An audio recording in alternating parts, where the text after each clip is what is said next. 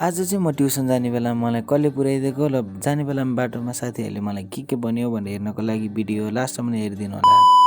Hello everyone, it's me Dipsane. आज म फेरि आइसकेको छु छोटो मिठो मिनी भ्लग लिएर। 2-3 दिनदेखि चाहिँ मलाई जङ्गलमा लास्ट डर लागिरहेको थियो, त्योभन्दा अगाडि लागेको थिएन।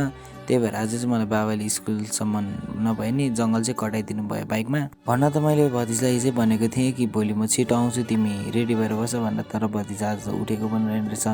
आज चाहिँ किन हो, छुट्टै थियो कि दिन पनि तातो तातो थियो, त्यही पनि मैले ज्याकेट चाहिँ लगाइदिएको। आजकल चाहिँ बिहान बिहानको त्यो उठ्ने बित्तिकै भिडियो हाल्दिनँ, किनभने त्यसमा अलिकति टाइम धेरै लाग्छ भनेर, भिडियो पनि धेरै लामो हुन्छ।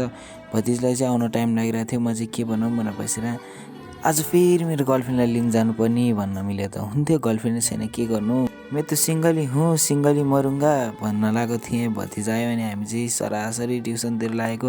एउटा साथीले फेरि फोन गरेर भनेको, त्यसले ल आउँछु म भनेर थियो, तल गएर पर्खिनु पर्ने, फेरि त्यसलाई ल ठिकै छ नि पर्खिदिन्छु भनेर गएको।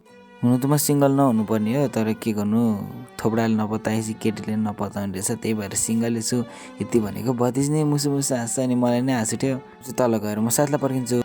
फाइनली साथी चाहिँ आइसकेको थियो र साथीहरू सबैजना मिलेर हामीहरू ट्युसन जान लागेको भिडियो बनाइरहेको थियो। उता ओइ किन बनाइरहेको भिडियो भन्छ, ल के भयो तिमीलाई आज चाहिँ के भयो भन्छ, निन्द्रामै रहेछ बिचरा। त्यही साथीले गर्दाखेरि चाहिँ आज हल्का ढिलो भएको थियो, त्यही भएर स्कुल आउँदाखेरिको भिडियो बनाउन नपाए पनि स्कुलबाट बाहिर निस्किरहेको चाहिँ भिडियो बनाउन पाएँ। त्यो चाहिँ यहीँ माथिपट्टि बसिरहेछ, म चाहिँ एक्लै अब भिडियो बनाएँ, किनभने हिजो अस्ति त्यसले भिडियो बनाउनु मान्थ्यो, अहिले चाहिँ के भयो त्यसले मानेन।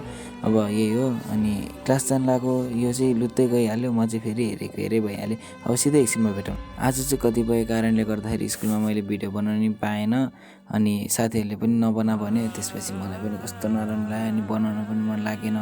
एउटाले मात्र भन्यो, अरूले त्यस्तो भनेको थिएन। अरूहरूले चाहिँ त्यस्तो भिडियोमा आउँदा नि केही फरक पर्दैन थियो, त्यसलाई चाहिँ किन आज के भयो। सङ्गमले चाहिँ जहिल्यै भिडियोमा आउन मात्र खोज्छ, अब ऊ आज नआएको भएर मैले भिडियो बनाउनु नि पाएन।